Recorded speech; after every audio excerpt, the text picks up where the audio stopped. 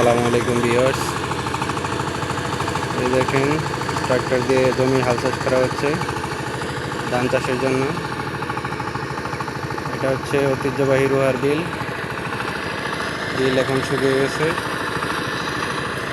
ধান চাষের জন্য প্রস্তুত করা হচ্ছে জমিগুলা।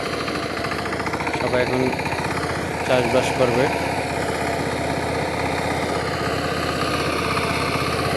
এটা আমাদের ঐতিহ্যবাহী রোয়ার বিল।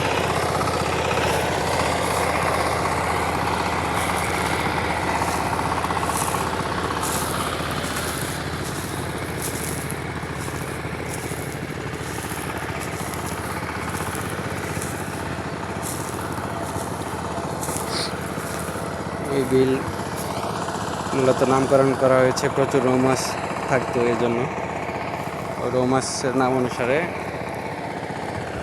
রোয়ার বিল নাম দেওয়া হয়েছে।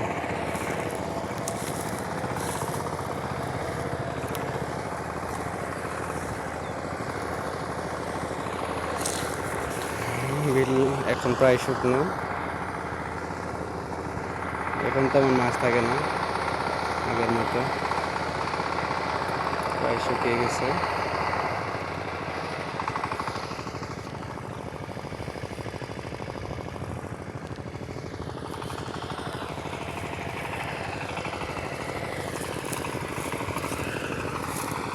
দেখুন জমিতে পানি সেচ করা হচ্ছে, খাদ থেকে মাছ ধরবে এর জন্য।